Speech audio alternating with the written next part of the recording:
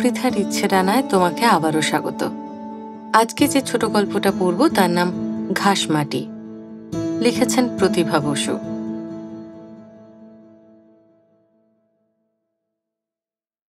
বাংলাদেশ থেকে কয়েকটি ছেলে মেয়ে এলো। ঢাকা থেকে তারা কলকাতা দেখতে এসেছে। শহর দেখা তো আছেই, একজন মানুষকে দেখতে চায়। একদা রাজনীতির ক্ষেত্রে স্বাধীনতা আন্দোলনে কিছু অবদান ছিল তার। এখন তিনি নগণ্যা।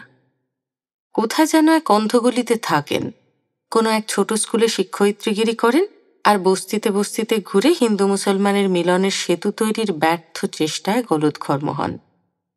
কোনো রকমে দিন কাটে। একসময় তিনিও ঢাকা নিবাসী ছিলেন। সেখানে অনেকের মনে তার নাম স্বর্ণাক্ষরে লিখিত আছে।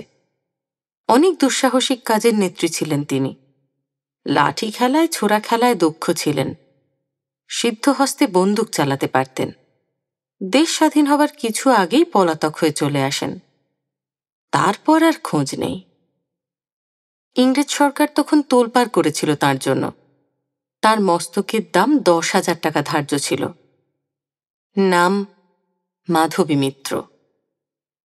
কে? মাধবী মিত্র? আর 5টা দ্রষ্টব্যের মধ্যে ছেলেমেয়েরা যখন মাধবী মিত্রকেও দেখতে চাইল, তাদের এখানে নিয়ে আসার মানে বাংলাদেশ থেকে ভারতবর্ষে আসবার সমস্ত বন্দোবস্ত করে দেবার মালিক একজন বিখ্যাত সাংবাদিক বন্ধুর ভুরু তখন কুঁচকে গেল। কিন্তু পরিচয়ের বিস্তৃত বিবরণ শুনে মনে পড়ে গেল নামটা। মাথা ঝুলিয়ে বললেন, ঠিক ঠিক। এবং যেহেতু সাংবাদিকদের পক্ষে কিছুই অসাধ্য নয়, সুতরাং খোঁজখাজ করে 2 দিনের মধ্যেই বার করে ফেললেন ঠিকানা। তারপর সন্ধেবেলা একটি গাড়ি দিয়ে ছেলে মেয়ে কটিকে পাঠিয়ে দিলেন নির্দিষ্ট বাড়িতে। বালিগঞ্জ স্টেশন ছাড়িয়ে আঁকাবাঁকা এক সরু গলির মধ্যে প্রবেশ করল তারা। একটি নিচু একতলা বাড়ির দরজার নম্বর মিলিয়ে টোকা দিল। টোকা শুনে মাধবী মিত্র নিজেই দরজা খুলে দিলেন। অবাক চোখে তাকিয়ে থেকে বললেন, কাকে চান? গলার স্বর অত্যন্ত নরম। একখানা সাদা খোলের সবুজ পাড় শাড়ি পরনে, কাঁচা পাকা চুল পিঠ থেকে কোমর পর্যন্ত নেমে এসেছে। মৃদু মৃদু চন্দনের গন্ধে বোঝা গেল এইমাত্র স্নান করে এসেছেন। মুখশ্রী বিধুর এবং লাবণ্যে ভরা, ছিপছিপে গরম, প্রায় রোগার দিকে। ছেলেমেয়েরা মুখ চাওয়াচাই করে বলল, আমরা ঢাকা থেকে এসেছি। ঢাকা? চোখের স্তিমিত দৃষ্টি সহসা উজ্জ্বল মনে হল। আপনাকে দেখতে এসেছি। আমাকে? আবছা হাসলেন তিনি। বললেন, আসুন, ভিতরে আসুন। ভিতরে একখানাই ঘর। ঘরখানা বড়। সামনের দিকে একটু ছোট বসবার ব্যবস্থা। দেওয়াল ভর্তি বই। ডান দিক ঘেঁষে ওই পাশে রঙিন বেড কাভার ঢাকা একটি তক্তপোষ। ওইটি বোধহয় তাঁর শয্যা। বললেন, বসুন। দুটো বন্ধ করে রাখা জানলা খুলে দিতে দিতে বললেন, ট্রেন যায়, যেমন শব্দ তেমনি কয়লার গুঁড়ো, ওই জন্যে বন্ধ করে রাখি। জানলা দিয়ে ফুরফুর করে হাওয়া এলো। ছেলেমেয়েরা যার যার নিজের নাম এবং পরিচয় ঘোষণা করে ছড়িয়ে ছিটিয়ে বসল। একটি মেয়ে বলল, আমাদের যিনি গুরু, পরিচালক এবং নেতা, তিনি আমাদের আজ আপনার কাছে পাঠিয়েছেন। আরেকটি মেয়ে বলল, তাঁর কথা আমাদের কাছে বাণী।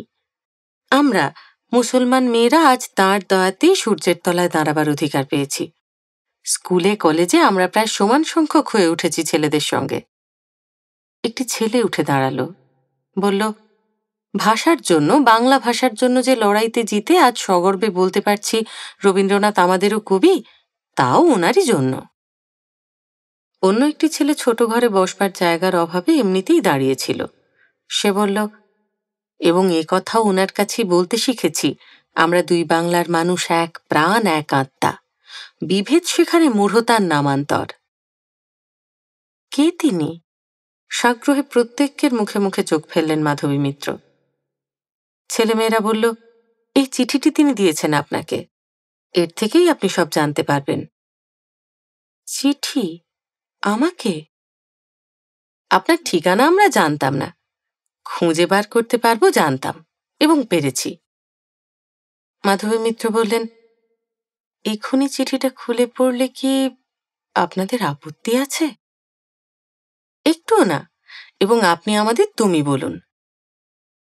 বেশ তো। মৃদু হেসে মাধবী মিত্র খামের মুখ ছিঁড়ে চিঠিখানা বার করলেন।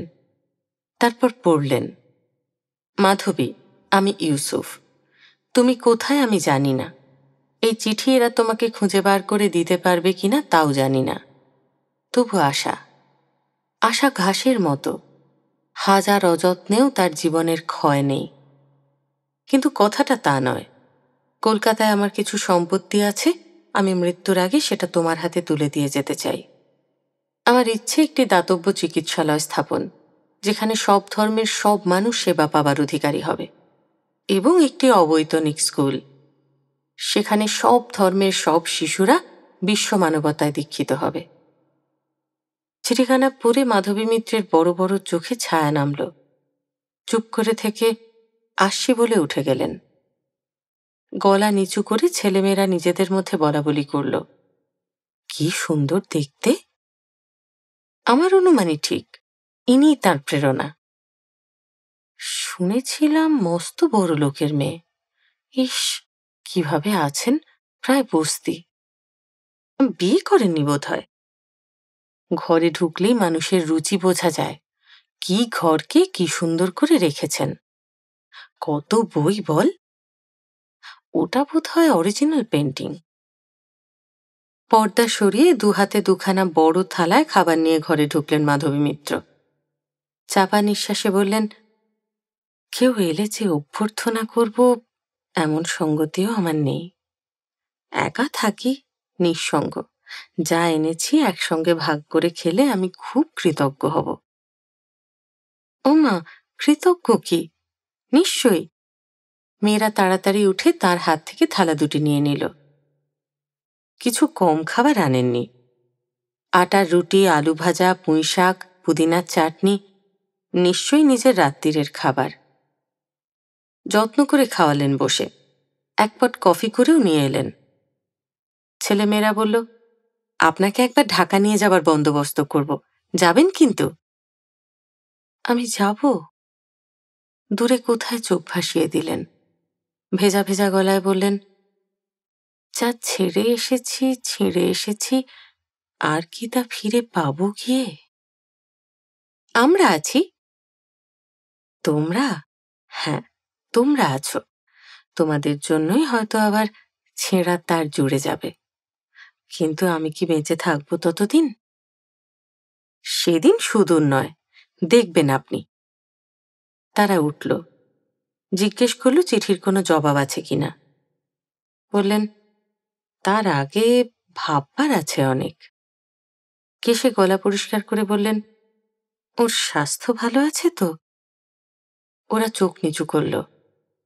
বেদনার্দ্র গলায় বলল, দুবার দুটো স্ট্রোক হয়ে প্রায় অচল। ডাক্তারি মতে মেয়াদ ফুরিয়ে এসেছে। সে কি? ছেলেমেয়েরা বলল, আসলে বহু বছর যাবৎ হার্টের কষ্টে ভুগছেন তো। মাধবী মিত্র জিজ্ঞেস করলেন, হার্টের কষ্ট? ওই যে স্বদেশীর সময় কারা গুলি করেছিল মেরে ফেলার জন্য? প্রাণে বেঁচেছেন, কিন্তু হৃদযন্ত্রটি বিকল হয়ে গেছে। ও আচ্ছা, তাহলে চলি? ওরা মাথা নিচু করল। তিনি তার কম্পিত হাত ওদের মাথায় ছোঁয়ালেন। গাড়ি ছেড়ে দিল। অন্ধকারে বাঁক নিয়ে চলে গেল ওরা। মাধবী মিত্র তবু দরজা ধরে দাঁড়িয়ে রইলেন চুপ করে। ঘরে এসে আর খাওয়া দাওয়া করলেন না। ওদের পরিত্যক্ত বাসন তুলে নিয়ে ধুয়ে রাখলেন। তারপর শুয়ে পড়লেন আলো নিভিয়ে। মনে হলো অনেক দিন ধরে একটা ওষুধের নেশায় আচ্ছন্ন হয়ে ঘুমিয়ে পড়েছিলেন। হঠাৎ একটা প্রচণ্ড ঝাঁকুনিতে জেগে উঠেছেন। জেগে উঠেই শুনতে পাচ্ছেন প্রভাসদার গমগমে গলা। লোকে বলে শহরের নতুন ম্যাজিস্ট্রেটের গাড়িখানা প্রতি সন্ধ্যায় তোমাদের বাড়ির দরজায় দাঁড়িয়ে থাকে। এটা কি ঠিক কথা মাধবী? 24 বছর বয়সের নির্ভীক মাধবী হঠাৎ ভয় পেয়ে চমকে উঠে জবাব দেয়, হ্যাঁ। কেন? পরিচয় ছিল। কতদিনের? একটু লাল হয় মাধবী। অনেক দিনের অনেক কথা মনে পড়ে যায়। চুপ করে থেকে বলে, রাজশাহী কলেজে বাবার ছাত্র ছিল, আমাদের বাড়ি আসতো। প্রভাসদা বলে, তোমার বাবা প্রিন্সিপাল ছিলেন ওখানে? ছাত্ররা তো সাধারণত তাদের প্রফেসরের বাড়ি যায়, তোমাদের বাড়ি কেন? ব্রিলিয়ান্ট ছাত্র ছিল, বাবা খুব ভালোবাসতেন। আর তার মেয়ে? প্রভাসদা তাকিয়ে থাকেন স্থির দৃষ্টিতে, যেন সম্মোহন করেন। পরিষ্কার স্পষ্ট উচ্চারণে নিচু গলায় বলেন, এ পরিচয় তোমাকে মুছে ফেলতে হবে। মুছে ফেলতে হবে? যা বলছি নিঃশব্দে শোনো। আমি চাই না আমার দলের কোনো ছেলে মেয়ের এতটা অধঃপতন হয় যে ইংরেজ সরকারের একটা পা চাটা কুকুরের সঙ্গে তাদের কোনো সংস্রব থাকে। প্রভাসদার আদেশ অমোঘ, তার উপরে কোনো কথা নেই, কোনো যুক্তি তর্ক ভালোবাসার প্রশ্ন নেই। ভারাক্রান্ত মনে বাড়ি ফিরে আসে মাধবী। আর আসা মাত্রই শহরের নতুন ম্যাজিস্ট্রেট উঠে দাঁড়িয়ে হাসি মুখে জিজ্ঞেস করে, কোথায় গিয়েছিলে? কতক্ষণ এসে বসে আছি। মাধবী যথাসম্ভব কঠিন করে তোলে নিজেকে, বাঁকা হেসে জবাব দেয়, কি করে জানব? হাকিম সাহেব স্বদেশী গুন্ডা না ঠেঙিয়ে এসব নির্দোষ গরিব গৃহস্থের বাড়িতে এসে রোজ রোজ হানা দেবেন? যুবকটি তেমনি হাসি মুখে বলে, স্বদেশী গুন্ডা তো সর্বত্র, গৃহস্থ বাড়ি থেকেই তো কারণে অকারণে ঘুরতে বেরোয় তারা। মাধবী বলে, তাহলে কি এ বাড়িতে তিনি তার গন্ধ পেয়েছেন? পেয়েছি। তাহলে তার কর্তব্য কি? ধরে বেঁধে নিজের কুঠিতে নিয়ে যাওয়া। ও, গ্রেপ্তার? হ্যাঁ। মাধবী বলে, আজকাল বুঝি পরোয়ানা লাগে না? আমার লাগে না। উত্তর বাংলার নবাব পরিবারের কন্দর্পকান্তি ছেলেটি দুই চোখ ভরা উত্তাপ নিয়ে তাকিয়ে থাকে মাধবীর দিকে। মাধবী অস্থির বোধ করে সেই দৃষ্টির সামনে। মাধবী? মাধবী পর্দা সরিয়ে ভিতরে যাবার ভঙ্গি করে বলে, কিছু মনে করো না, আমি ক্লান্ত, আমার বিশ্রাম দরকার। নতুন ম্যাজিস্ট্রেট বলে, আমারও ঠিক তাই। আমি ক্লান্তি জুড়োতেই এখানে আসি। আমার বিশ্রাম ভালাপের সঙ্গী। উফ, কি বাজে বকতে পারো। শোনো, আমি তোমাকে একটা কথা মনে করিয়ে দিতে চাই। কি? সমাজ সংসার সমস্তই তুমি এক মুহূর্তে ভাসিয়ে দিতে পারো, এ কথা কি তুমি আমাকে একাধিকবার বলনি? আমি তুলে নিচ্ছি সে কথা। তোমার চিঠিতে আমি তোমার চোখের জল ছুঁয়েছিলাম বিলেতে বসে। আমি তো আর কোনো দিকে তাকাইনি। তার মানে তোমার বয়স বেড়েছে, বুদ্ধি বাড়েনি। এবার তুমি আসতে পারো ইউসুফ। নিজেকে খুব বাহুবা দিয়ে সে ঢুকে যায় ভিতরের দিকে, সোজা শোবার ঘরে। এই আত্মনির্যাতনে তার অশেষ তৃপ্তি হয়। শুধু গলাটা বন্ধ হয়ে আসে বারবার। প্রভাসদার গমগমে গলা আবার ড্রাম পিটোতে থাকে বুকের মধ্যে। তুমি কিন্তু সাবধান হচ্ছ না মাধবী। যদি নিজের সুখকেই বড় করে দেখো, তোমাকে আমি সরিয়ে দেব এ পথ থেকে। এটা কোনো ব্যক্তির আশ্রম নয়। ইউসুফের গলাও বলে ওঠে, শোনো মো, তোমার গতিবিধি তোমার মা বাবা না জানলেও আমি জানি। তুমি কিন্তু ভুল রাস্তায় পা দিয়েছ। মাধবী ফেটে পড়ে, ভুল তো বটেই, তোমার মতো তো গোয়েন্দা হয়ে ঘুরে বেড়াচ্ছি না। এই গোয়েন্দা হতে তুমিই আমাকে একদিন প্ররোচিত করেছিলে, তাই নাকি? বলেছিলে তোমার বাবা জাত মানেন না, যোগ্যতা মানেন, এবং তার কাছে যোগ্যতার সবচেয়ে বড় মাপকাঠি হল বিলেত গিয়ে আইসিএস হওয়া।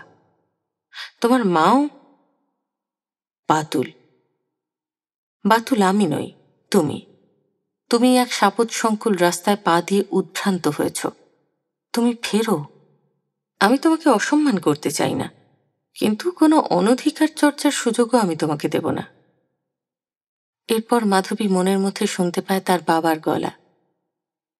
মাধু, বলো। মুসলমান বলে আমার কোনো আপত্তি নেই, তোমার মাকেও আমি বুঝিয়েছি। মানুষ হিসেবে ওর চেয়ে উঁচু দরের ছেলে আর আমার চোখে পড়েনি। তুমি আমাদের একমাত্র সন্তান, তোমার বিয়ের বিষয়ে আমরা অনেক বাছাবাছি করেছি। অনেক যোগ্য পাত্র উপস্থিত করেছি তোমার সামনে, তখন বুঝিনি। এখন বুঝতে পেরেছি বিয়েতে তোমার অসম্মতির আসল কারণটা কি। তোমার সুখই আমাদের সুখ। আমি সমাজের মুখ চেয়ে তোমাদের কষ্ট দেব না। মাধবী দাঁত দিয়ে ঠোঁট কামড়ে রক্ত বের করে ফেলল। পরে একদিন ইউসুফ এসে বলল, তোমাদের দলের পাণ্ডাটির খোঁজ পাওয়া গেল এতদিনে। লোকটা কিন্তু ভালো নয় মো, আমি সত্যি বলছি। তোমার বয়স অল্প, তোমাকেও ভুল পথে নিয়ে যাচ্ছে। ইউসুফ, আমি তোমাকে অনেক দিন সহ্য করেছি, কিন্তু তোমার আত্মসম্মান নেই। আত্মসম্মান? ইউসুফ হাসল। আমার আত্মা তো আমি তোমার কাছেই বন্ধক রেখেছি। আলাদা অস্তিত্বের আর মূল্য কি? তুমি যাও যাও। যাব না। আমি গেলে কে তোমাকে বাঁচাবে? এক হ্যাঁচকা টানে সে নিয়ে এলো তার বুকের কাছে। শোনো, কান পেতে শোনো। কোথায় তোমার জীবন, তোমার বেঁচে থাকার অর্থ? তোমার জন্য কি উত্তপ্ত অভ্যর্থনা টকবক করছে এখানে।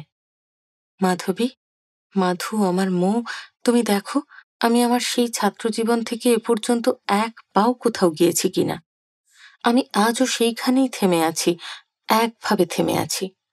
সেই থেকে যখন তুমি রাজশাহীতে ছিলে, তোমার 15 বছর বয়স 18তে পৌঁছলো। 18 বছর। চুপ, অসভ্য ইতর।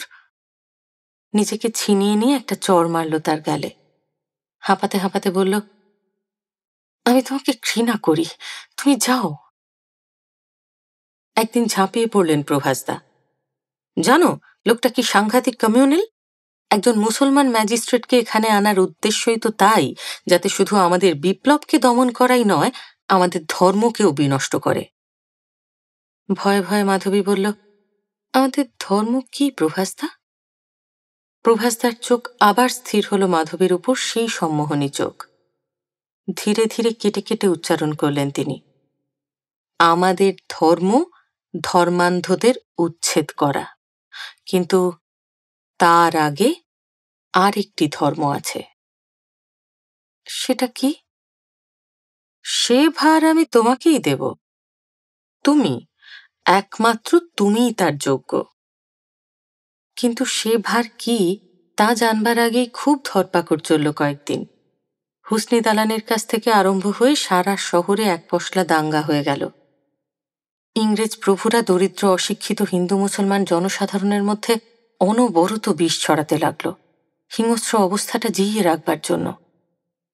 খাস ইংরেজের বাচ্চা পুলিশ সাহেবের অত্যাচারে মানুষ বিক্ষিপ্ত হয়ে উঠল।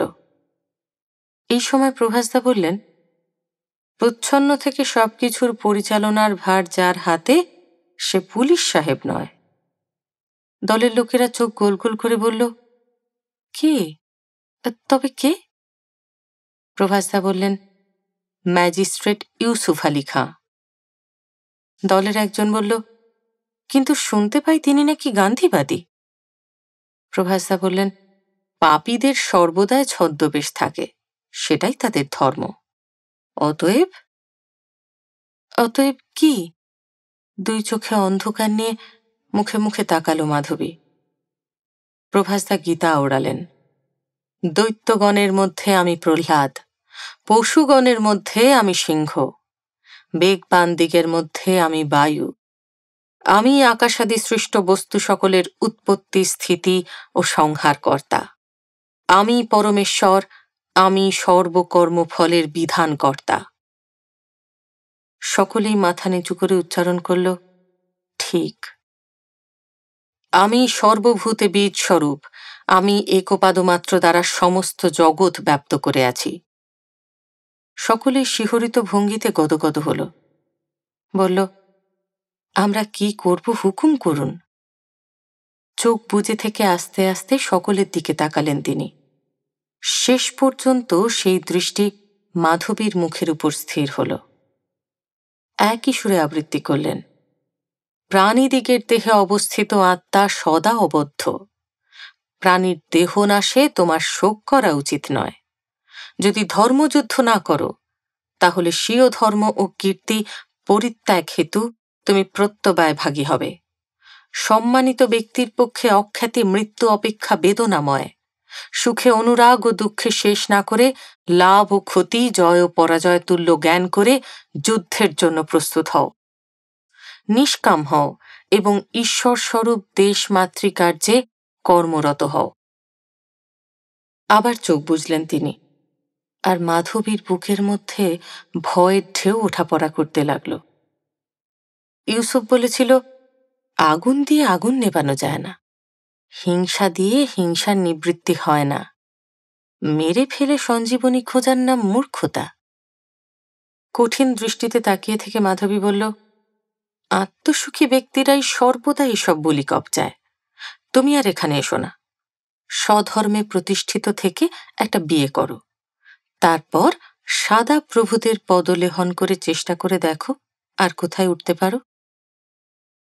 তারপর তারপর কি? যেন নিজেকেই নিজে প্রশ্ন করে শয্যার উপর উঠে বসেন মাধবী মিত্র। সেই ফুরফুরে সুন্দর সন্ধ্যাটি মনে পড়ে যায়, যেদিন মাথার উপর গোল থালার মতো চাঁদ আলোর বন্যায় ভাসিয়ে দিচ্ছিল শহর। যেদিন প্রভাসদা প্রথম তার হাতে তার যোগ্য কাজ বলে যা বিবেচিত তাই তুলে দিয়েছিলেন। ঠান্ডা ইস্পাতের স্পর্শে যেদিন তিনি সাপের গায়ে হাত পরার মতো করে চমকে উঠেছিলেন। নিভৃত কক্ষে যেদিন সমস্ত বুঝিয়ে দিতে দিতে সাপের চোখেই তাকিয়েছিলেন প্রভাসদা। শেষ মুহূর্তে একটু বদলে দিলেন প্ল্যানটা। ইস্পাতের ঠান্ডা যন্ত্রটি তিনি জিতেশের হাতে দিলেন, অর্থাৎ জিতেশ তার সঙ্গী হল। একটি 17 বছরের অপাবৃদ্ধ ছেলে সারাদিন টকবগিয়ে ফুটছিল কিছু একটা ভয়ঙ্করের জন্য। বিপ্লবের নেশায় তার কাছে জীবন মরণের সত্যিই কোনো তারতম্য ছিল না। মোহিনী সেজে মাধবী সেদিন কালেক্টরের কুঠিতে কালেক্টরের মান ভাঙাতে ঢুকেছিল। বলেছিল, মুখের কথাই কি সব? ইউসুফ, আমার মনের কথা কি তুমি জানো না? তবে কেন রাগ করে আছো? এসো না বলেছি বলেই কি সত্যিই তুমি আসবে না? তা কখনো হয়? অভ্যর্থনায় উদ্বেল ইউসুফ হঠাৎ চুপ করে গিয়ে কি একরকম দৃষ্টি মেলে তাকিয়েছিল তার দিকে। গাঢ় গলায় বলেছিল, কি চাও তুমি আমার কাছে? কি আমার অদেয় আছে তোমাকে? ভিতরে ভিতরে কম্পন উঠল একটা। চোখে চোখে তাকাতে গিয়েও চোখ নামিয়ে নিয়ে শুকনো ঠোঁট ভিজিয়ে মাধবী বলল, তোমার লোকজনেরা সব কোথায়? ইউসুফ বলল, ছুটি দিয়ে দিয়েছি। তুমি তো জানো 8:30টার পরে আমি কাউকেই আটকে রাখি না। এসো, ঘরে এসো। মাধবী ঢোক গিলল। বাগানে বসবে? কি সুন্দর জ্যোৎস্না। ইউসুফ বলল, বেশ চলো। বাগানে এলো তারা। গেটের বাইরে তাকিয়ে ইউসুফ বলল, তোমাদের গাড়ি তাহলে ঠিক হয়ে গেছে? মাধবী বলল, হ্যাঁ। গলাটা কি কেঁপে গেল? ইউসুফ জিজ্ঞেস করল, নিজেই চালিয়ে এসেছ? হ্যাঁ। অদূরে যেখানে গাছের ঝুপসিতে দাঁড়িয়ে আছে গাড়িটা, মাধবীর চোখ গেল সেদিকে। ভিতরে আনুনি কেন? কি দরকার, গেটটা বন্ধ ছিল তাছাড়া। মাধবী অনুভব করতে চেষ্টা করছিল জিতেশ এখন কি করছে। গাড়ির ভিতরে কাচ ঢাকা পর্দা ঢাকা অন্ধকারে স্বয়ং প্রভাসদা বসে আছেন। জিতেশ আছে মাত্র কয়েক হাত দূরে, মেহেদি বেড়ার অন্ধকারে ছায়া ছায়া হয়ে। এই কাছেই, খুবই কাছে পথ করা আছে, প্রয়োজন মতো ঢুকে আসবে ভিতরে। মাধবী, মৌ। হ্যাঁ? চমকে উঠলে কেন? কই, না তো। আমি যে সত্যি তোমার জন্য প্রাণ দিতে পারি তা কি বিশ্বাস করো না? প্রাণ? প্রাণ কেন দেবে? তোমার ভালোবাসাই আমাকে দিব্য দৃষ্টি দিয়েছে। আমি জানি তুমি কি চাও। কি কি চাই? আমি তোমার ভালো চাই, আমি তোমাকে চাই। প্রায় কান্না ফুটে উঠল গলায়। ইউসুফ হাত ধরল। তাও জানি, কিন্তু তুমি তো এখন তোমার স্ববশে নেই। তবু আমি অপেক্ষা করব। আমি জানি একদিন তুমি ফিরবেই। ঝোপের ধারে ছোট্ট একটু আওয়াজ হলো। অমনি মাধবী নিজেকে ঝাঁকানি দিয়ে সজুত করে তুলল, নড়ে চড়ে বসে বলল, তুমি কি সত্যি আমাকে ভালোবাসো ইউসুফ? ইউসুফ বলল, এই মুহূর্তে এত বেশি বলে মনে হচ্ছে যে আমার শরীর ছাপিয়ে তা আত্মার গভীরে প্রবেশ করেছে। মাধবী বলল, যে আত্মার মৃত্যু নেই, কি বলো? ইউসুফ বলল, ঠিক। মাধবী আবার বলল, যে আত্মা অবুদ্ধ, কি বলো? ইউসুফ বলল, ঠিক। মাধবী বলে উঠল, তাহলে শরীরের বিনাশে তোমার আপত্তি নেই? একটু সরে এসে সে ছোট্ট একটি তালি দিল হাতে। তারপরেই সব ভুলে সভয়ে চেঁচিয়ে উঠল, না না না না। কিন্তু ততক্ষণে মাধবীর গলা ছাপিয়ে ছুটে এসেছে গুলি। নিরালা নির্জন নীলক্ষেতের কুঠি চমকে উঠেছে সেই শব্দে। 3 বিঘা কম্পাউন্ডের বিপরীত কোণ থেকে ভৃত্যনিবাসের ভৃত্যরা ছুটে আসতে আসতে ইউসুফের রক্তাক্ত শরীরের উপর তার ঝাঁপিয়ে পড়া অর্ধচৈতন্য দেহটাকে বোধহয় প্রভাস্থায় ছিনিয়ে নিয়ে তুলে এনেছেন গাড়ির পিছনের সিটে। আর সামনের আসনে বসে জিতেশ বায়ুর বেগে ছুটিয়ে দিয়েছে গাড়ি। না, তারপর কিছু হয়নি। ম্যাজিস্ট্রেট সাহেব ইউসুফ আলী কারোর উপরেই দোষ চাপায়নি। স্বজনকে বাঁচাতে গল্প উপন্যাসের নায়করা সচরাচর যা বলে থাকে তাই বলেছিল। বলেছিল, নিজের দোষেই নিজের পিস্তল থেকে গুলিটা ছুটে গিয়েছিল। তারপর কিছুদিনের মধ্যেই চলে গিয়েছিল ঢাকা ছেড়ে। সে তো আজকের কথা নয়, গত জন্মের ইতিহাস। হঠাৎ এরা কোথা থেকে এলো? কবর খুঁড়ে সমস্ত অতীত কেমন করে বর্তমানে উঠে দাঁড়ালো? নির্বাপিত আগুন সে কেন আবার খুঁচিয়ে খুঁচিয়ে উত্তপ্ত করে তুলল? এখন এই আগুনে, এই একা জীবনে আবার কতদিন ধরে তিনি ঝলসাবেন? মাধবী মিত্র উঠলেন, অন্ধকারে জানালার ধারে এসে দাঁড়ালেন। আকাশে তাকিয়ে দেখলেন আকাশ নেই। ট্রেনের কালো ধোঁয়ায় তার অবলুপ্তি ঘটেছে। শুধু শান্টিংয়ের আওয়াজ ছিঁড়ে দিচ্ছে কানের পর্দা। কতকাল পরে চোখে জল এলো তাঁর। গাল ভেসে গেল, ভেসে গেল বুক। তিনি আলো জেলে টেবিলের সামনে চেয়ারে বসে কাগজের প্যাড টেনে লিখলেন, ইউসুফ, ভালোবাসা সত্যিই ঘাসের মতো। সে থাকে, চিরদিন থাকে। মরে গিয়েও সামান্য জলের ছোঁয়ায় আবার তেমনই সবুজ হয়ে বেঁচে ওঠে।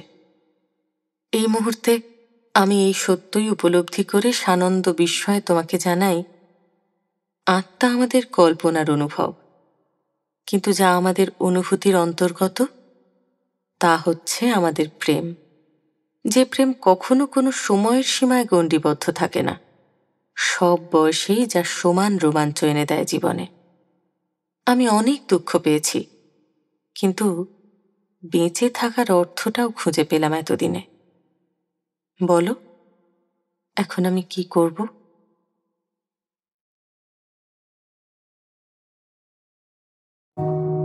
মাধবী মিত্র কি সত্যিই আজ এত বছর পর অনুতপ্ত? তার মন হয়তো নিঃসংকোচে আজ ইউসুফকে বলতে চায়, ভুল করেছিনু, ভুল ভেঙেছে, এবার জেগেছি, জেনেছি, এবার আর ভুল নয়, ভুল নয়, ভুল করেছিনু, ভুল ভেঙেছে। কেমন লাগলো তোমার আজকের গল্প সেটা অবশ্যই জানিও।